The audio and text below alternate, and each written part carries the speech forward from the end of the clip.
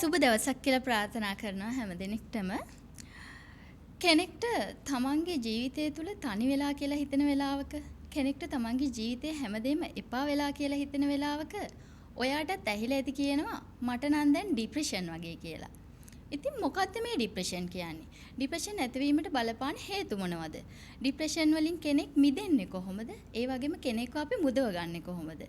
අද ඔබේ මනස වැඩසටහන තුලින් ડિප්‍රෙෂන් සම්බන්ධව කතා කරන්න අපත් සමග එකතු වී සිටිනවා ඒෂියා ලීඩර්ෂිප් ඇකඩමි ආයතනයේ අධ්‍යක්ෂක ජ්‍යෙෂ්ඨ මනෝවිද්‍යා උපදේශක ආචාර්ය වසීර් ලතීෆ් මහතා. ආයුබෝවන් ආචාර්යතුමනි. ආයුබෝවන්. හොඳයි. අපේ සාකච්ඡාවට යන්න ප්‍රථමයෙන්ම මම කැමති අපේ ආචාර්යතුමා ගැන යම්කිසි හැඳින්වීමක් කරනවා නම්. සුබ දවසක් සියලුම ප්‍රේක්ෂකයන්ට. මම ආචාර්ය වසීර් ලතීෆ්, මම මනෝවිද්‍යා උපදේශකවරයෙක්.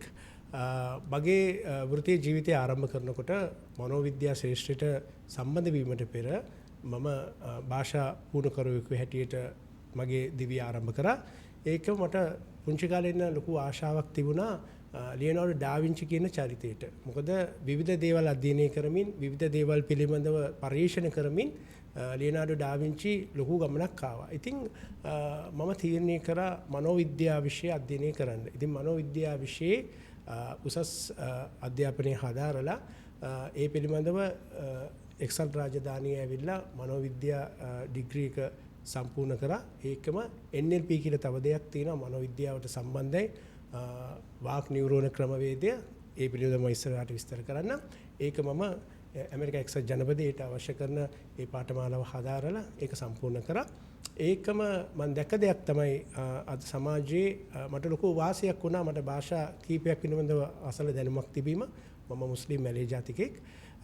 ඒකම මම තීරණය කරා මනෝවිද්‍යාව අධ්‍යයනය කරනකොට අපේ ලංකාවේ තියෙන ප්‍රශ්න වලට මනෝවිද්‍යාව උපදේශනය දෙනකොට උඟක් දුරට උඟක් අය මනෝවිද්‍යාව ආරම්භ වුණේ මනෝවිද්‍යාවේ PITට හැඳින්වෙන්නේ සිග්මන්ඩ් ෆ්‍රොයිඩ් වියනාවේ.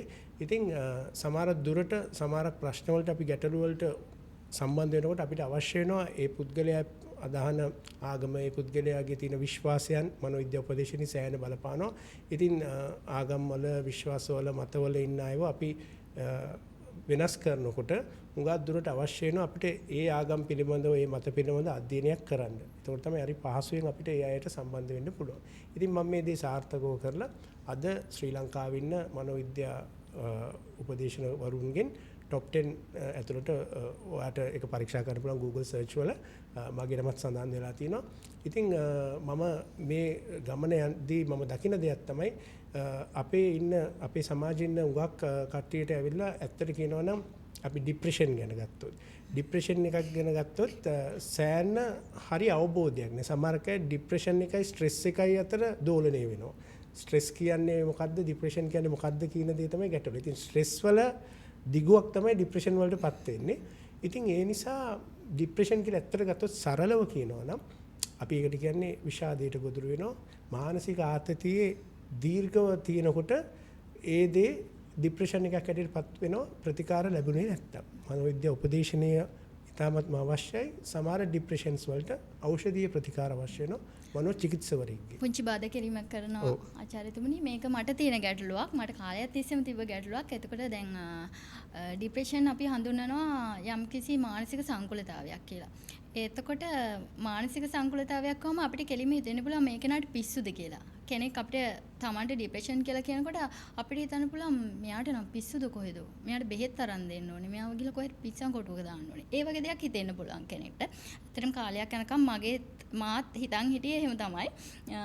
එතකොට ඇත්තටම දැන් මේ ડિප්‍රෙෂන් කියන්නේ පිස්සු තත්ත්වයක්ද? හොඳ ප්‍රශ්නයක්. මොකද මේ උගක් අය හිතන්නේ මනෝවිද්‍යා උපදේශනයේ කෙනෙක් යොමු වෙනවා කියන්නේ එයාට පිස්සු නැත්තම් උමතුව කියන දේ තත්වයක් ඇටියට. උමතුව කියන දේ පොඩ්ඩක් වෙනස් මීට වඩා. මොකද පිස්සුවක් කියන්නේ කෙනෙක් ඇවිලා ඇත්තෙන්ම බාහිර ලෝකෙත් එක්ක කිසිම සම්බන්ධයක් නැතුව, කිසිම තමන් කරන ක්‍රියාවලිය ගැන කිසිම අවබෝධයක් නැතුව, සමහර විට ප්‍රචණ්ඩත්වයට හුරු වෙන, ඇඳුම් පවා ඉරාගෙන අනිත් අයට පහර දෙන මේ තත්ත්වය තමයි උමතුවක් කියලා කියන්නේ. නමුත් අපි ගත්තොත් ડિප්‍රෙෂන් කියන්නේ උමතුවක් නෙමෙයි. ඒක කාලාන්තරයක් තිස්සේ මානසික ආතතියට පෙළීලා ඊට පස්සේ ඒකේ දීර්ඝ වශයෙන් ඒකටම මේ යොමු වෙලා ඉඳද්දී ඇති වෙන මානසික තත්ත්වයක්. ඉතින් මානසික සංකූලතාවයක් ඔයා කිව්වා වගේ ඒ වගේ තත්ත්වයක් තමයි ડિප්‍රෙෂන් වලට බලපාන්නේ. ඒක කිසිම තත්ත්වයක උමතුවක් නෙමෙයි. ડિප්‍රෙෂන් වල උග්‍රතාවයක්ද එතකොට? ඔව් උග්‍රතාවය කියන්නේ නිසි ප්‍රතිකාර නොලැබීම. ඒ කියන්නේ මනෝ උපදේශනීය හෝ මනෝ චිකිත්සකවරයෙක්ට සම්බන්ධ. මොකද දැන් අපි ගත්තොත් අපිට ડિප්‍රෙෂන් එක අපි කියමුකෝ සරලව මේ ડિප්‍රෙෂන් වර්ග කරලා දැන් කෙනෙක් අපි කියමුකෝ අධ්‍යාපනයේ හදාරන දරුවෙක්. ඒ දරුවට ඇවිල්ලා විභාග ආතතියක් තියෙනවා මානසිකව. විභාගයට මුහුණ දෙන විභාග බියක්. ඒතකොට ඒකේ දිගුවක් තමයි අර කාලාන්තරයක් තිස්සේ යනකොට ඒ ළමයට අනිවාර්යයෙන්ම අවශ්‍ය වෙන උපදේශන ක්‍රියාවලියක්. උපදේශන ක්‍රියාවලියෙන් පුළුවන් වෙනවා ડિප්‍රෙෂන් තත්ත්වයට නොගොස් පාලනය කර ගැනීමට. ඉතින් ડિප්‍රෙෂන් එක ඒක මම කියන්නේ අධ්‍යාපන ලබන ළමෙක් අපි කියමුකෝ විවාහදිවියෙත් සමහරක ડિප්‍රෙෂන් වලට ලක් වෙනවා. ආර්ථිකමය පැත්තෙන් නැත්නම් අපි කියමුකෝ විවාහදිවියේදී එයා ජීවිතය ගත කරගෙන යනකොට අපි කියමුකෝ පාර්ට්නර්ස්ලා දෙන ආදරය කරන කාලෙදී කියනවා අපි මම මේමයි මට මේම දේවල් තියෙනවා. නමුත් විවාහයෙන් පස්සේ ඒ දේවල් එහෙම නැත්තම් සමහරක් වෙලාවට ડિප්‍රෙෂන් වලට ලක් වෙනවා. සමහරක් වෙලාවට අපි කියමුකෝ ගෑනු ළමෙක් ඇවිල්ලා පිරිමි ළමෙක්ව විවාහ කරනකොට උගා බලාපොරොත්තු එක්ක එන්නේ. සමහරක් වෙලාවට අර පිරිමි ළමයා යව රැවටීමේ දෙයකට හිතාගෙන යව ලබා ගැනීමේ චේතනාවෙන් උගා බොරු දේවල් කියනවා. විවාහයෙන් පස්සේ යාට ඇත්තේ දේවල් නැත්තම් අර විවාහයටපත් වෙන කාන්තාව ඩිප්‍රෙෂන් එකට ලක් වෙනවා. ෆස්ට් එකට ස්ට්‍රෙස් එකට ලක් වෙලා ඊට පස්සේ ඩිප්‍රෙෂන් වලට යනවා. ඉතින්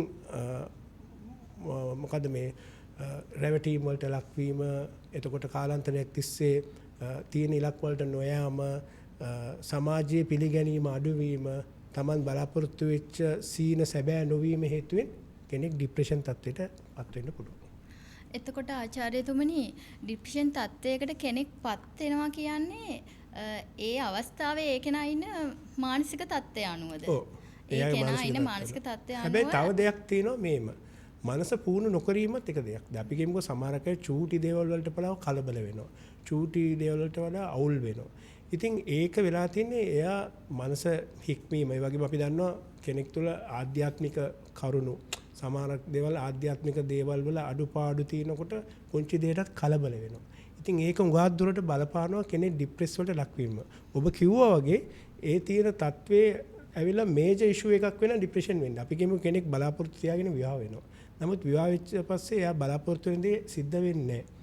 එතකොට ඒක ලොකු රැවටීමක් වෙනවා. එතකොට එයා අර ඩීප් ප්‍රොබ්ලම් එකකටපත් වෙනවා. එතකොට අර ડિප්‍රෙෂන් කියන තත්ත්වයට එයා ඇති වෙනවා. ඉතින් මේකෙදි මේ එයාට උගක් සහයෝගය දක්වන්නේ පවුලේ ඉන්න කට්ටිය. මොකද පවුලේ ඉන්න කට්ටිය නිසි තැනට එයාව යොමු කරන්න ඕනේ. උගක් අය අර ඔබ කිව්වා වගේ මේක පිස්සුවක්ද උමුතුවක්ද කියලා කියන්නේ නැතුව ප්‍රශ්නේ තේරුම් අරගෙන ප්‍රශ්නෙට අදාළ දෙයට යොමු කිරීමෙන් මේ තත්ත්වය මගහරවන්න පුළුවන්. එතකොට ආචාර්යතුමනි විෂාදයට ලක් වෙච්ච කෙනෙක්ට විෂාදය උග්‍ර වීමෙන් ඇතිවිය හැකි හානි මොනවද? උගක් හොඳයි. විෂාදයට පත්වෙන කෙනෙක් උග්‍ර වෙන හානි මුලින්ම එයා කැමති අඳුරු සහිත තැන්වල ඉන්න. ඒ කියන්නේ වැඩි ආලෝකයට නිරාවරණය වෙන්නේ. ආහාර ගැනීම සමහරක් වෙලාවට ප්‍රතික්ෂේප කරන සම්පූර්ණයෙන්ම. සමහරක් වෙලාවට කඳුළු සලමින් ඉන්නවා. නින්දට පොඩ්ඩක් ප්‍රිය කරනවා. මේක මම කියන්නේ ප්‍රතිකාර මට්ටමට නොයනකොට වෙන උග්‍ර අවස්ථා. ඊට පස්සේ කිසිම හේතුවක් නැතුව තරහා යනවා. අනිත් අයට බනිනවා. Taman අසරණ වෙලා කියලා හිතනවා. Taman තව ටික දවසකින් මැරෙයි කියලා හිතනවා. සියදි ව්‍යානි කරන්න ක්‍රම උපාය යොදවනවා. ඒව ගැන හොයලා බලනවා. ඉතින් මේක විශාල ජීවිත හානියක් දක්වාම වීදෙන්න පුළුවන් මේකට නිසි ප්‍රතිකාර නොලැබුණොත්. ආචාර්යතුමනි එතකොට අපි දන්න කෙනෙක්ට විෂාදය තියෙනවා.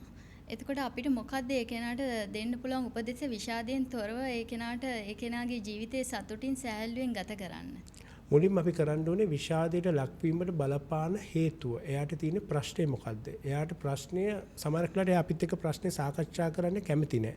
එයාගේ තියෙන සමීපතම හිතවතෙක් නැත්නම් පවුලේ ඉන්න සමීපතම පුද්ගලෙක් සමග මේක සාකච්ඡා කරන්න එයා කැමති වෙනවා. එයාව අපි එකඟ කරගන්න ඕනේ ප්‍රශ්නේ සාකච්ඡා කරන්න. දෙවෙනි දේ තමයි අපි එයාට වටහාලා දෙන්න ඕනේ අද ලෝකෙ මිනිස්සුන්ට මීට වඩා ප්‍රශ්න තියෙනවා. ඔයාගේ ওই ප්‍රශ්නේ ඔයා හිතන තරම් ලොකු ප්‍රශ්නයක්වත් නෙමෙයි. තුන්වෙනි දේ තමයි ඇකි හික්මනින් අපි යාට ඔයා දැන් ඉන්නේ මේ විෂාද මට්ටමේ අපි මනෝ උපදේශකවරයෙක් වෙත යමු කියන යෝජනාව. ඒ යෝජනාවට අපි එකඟ කරගත්තා නම් අපි උගත් දුරට මේ ප්‍රශ්නෙන් 50% වගේ කොටසක් අපි සම්පූර්ණ කරන්න පුළුවන් වෙනවා එයාව එකෙන් මුදවන්න. ඔබත් දන්න කෙනෙක් ඉන්නවා නම් විෂාදයෙන් පෙළෙන, ඒ වගේම ඔබට විෂාදය තියෙනවා නම් අද දිනේ සාකච්ඡාව ඔබට බොහෝ වැදගත් වෙන්නට ඇතයි කියා සිතනවා. ඉතින් අද වැඩසටහනට සහභාගී වූ ආචාර්යතුමාටත් අපි බෙහෙවින්ම ස්තුතිවන්ත වෙනවා. තවත් වැඩසටහනකින් හමු වෙන බලාපොරොත්තුෙන් සමුගන්නයි මේ සූදානම. සුබ දවසක්.